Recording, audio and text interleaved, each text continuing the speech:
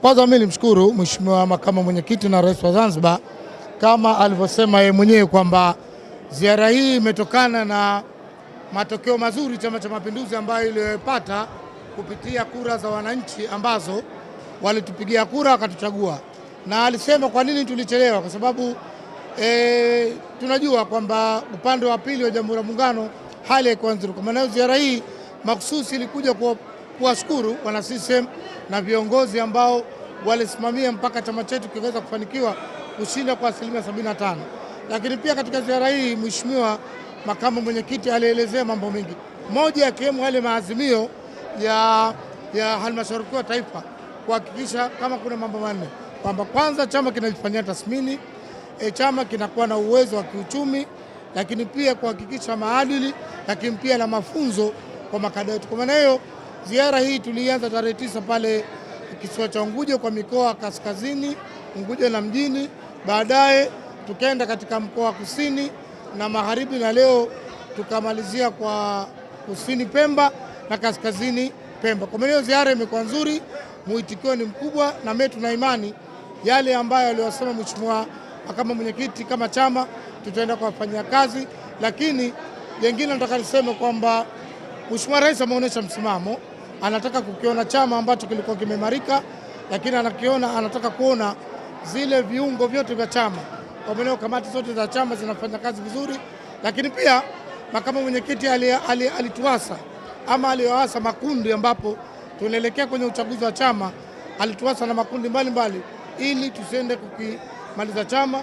Lakini pia Makamu Mwenyekiti aliwaasa wabunge na wawakilishi waache makundi, waendelee kutekeleza ilani, washirikiane na kutokuwabagua wanachama wao. Moja jambo kubwa zaidi ambalo lilionyesha msisimko kwa wanachama wengi wa Chama cha Mapinduzi ni kuhusiana na swala la GNU ambalo Mheshimiwa Makamu Mwenyekiti amelizungumza kinogobaga. Mnakwenda katika mazungumzo, lakini kipaumbele kubwa ikiwa ni Zanzibar na Chama cha Mapinduzi na wala si mambo mengine. Hili mnalizungumzia? Kwanza swala la serikali moja ya kitaifa iko kwa mujibu wa katiba mabadiliko ya 10, ambapo inatakiwa chama kilichopata zaidi ya 10% kipeleke jina la makamu wa kwanza, lakini na itategemea nafasi zile za majimbo walizopata. Kwa maana hiyo msimamo wa CCM bado tunaamini katika kuheshimu sheria za nchi na katiba ya nchi. Katiba imesema tuunde serikali moja ya kitaifa, lakini angalizo kama alivyosema Makamu Mwenyekiti, pamoja tunakwenda kuzungumza, lakini maslahi ya nchi yatakuwa mbele, lakini maslahi ya chama chetu pia yatazingatiwa. Na kwa maana yake ni nini? Kwa sababu uwepo wa serikali hii ipo kwa mujibu wa katiba na imeelezewa maeneo yao. Kama kutotokezea maeneo ambayo yako nje na yale ambayo imeeleza sheria ya kuwepo umoja wa kitaifa, basi hayo yatahitaji mawanda mapana, lakini bila kuathiri katiba na sheria za nchi ambazo zilizokuwepo. Kwa maana hiyo tunasema kwamba serikali moja ya kitaifa sisi kama CCM tunaitaka na tuko tayari kuzungumza, lakini hayo mazungumzo tuzingatie katiba na sheria na maslahi ya nchi. Lakini kama alivyosema Makamu Mwenyekiti, na mimi narejea, hatutoweza kuburuzwa kwa kila jambo ambalo hata kama halipo ama ukataka jambo lipo katika mamlaka ya rais ukataka pia na hilo liwekwa, hapana.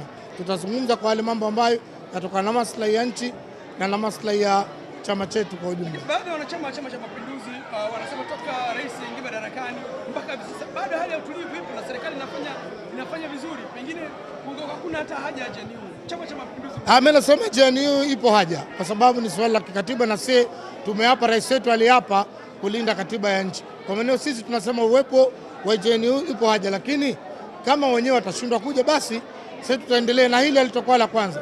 Mnakumbuka 2015 walisusa Dr. Shein akaendelea mpaka na 20, na wao tunawakaribisha. Wakisema hawataki, hatuwezi kuwalazimisha. Serikali itaendelea kuwahudumia wananchi. Ikumbukwe ndugu mwandishi kwamba sisi ndani ya siku 46 tuliwaahidi wananchi kwamba tutawatumikia na kuwatatulia shida zao. Kwa maana wao kama hawakuja, serikali itaendelea kutoa huduma kwa wananchi. Hakupalizia tu maneno. Katika moja ya mambo ambayo anazungumza Mheshimiwa Rais ni swala la kwanza la kuendelea kuhamasisha wanachama. Na hili swala la hamasa lipo katika idara yako kwenye chama.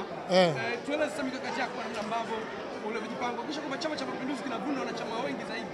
Kwa maana hiyo tutaendelea, nyenyewe mmekuwa mashahidi kwamba idara hii tangu tuingie madarakani tumejitahidi kuamsha hamasa. Ndio umeona, sidhani kama kuna kipindi makundi mingi ya kijamii yameibuka ya hamasa kama kipindi hichi ambacho tumekuwa karibu na makundi haya, tumekuwa tukiwapa mashirikiano watu katika kuunda makundi haya. Lakini mimi nasema tu tutaendeleza kufanya makongamano mbalimbali, lakini tutaendelea kutoa mafunzo kama maelekezo kama mwenyekiti, tutaendelea kutoa mafunzo kwa makada, lakini kwa makundi yetu haya kuhakikisha hamasa ya CCM inakuwa kubwa.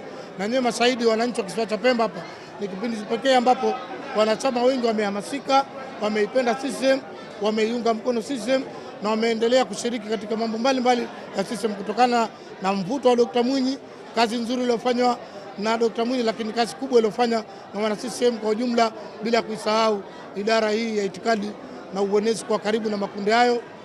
Mwenezi wao alikuwa kila pale anafika, wanamwalika anakwenda, wamehamasika, watu wameipenda CCM, na mimi nawahakikishie tu raha zitaendelea ndani ya idara hii na ndani ya Chama cha Mapinduzi.